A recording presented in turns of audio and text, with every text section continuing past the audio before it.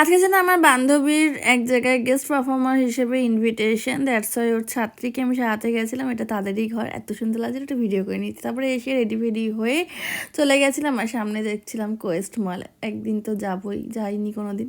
আমাদের গন্তব্য ছিল মধুসূদন মঞ্চ, এখানে অলরেডি পারফরমেন্স শুরু হয়ে গেছে। এখানে মাঝখানে আমরা বেরিয়ে পড়েছিলাম একটু ফটো ফটো তুলতে, আর এই দেখো সুন্দর সুন্দর পারফরমেন্স।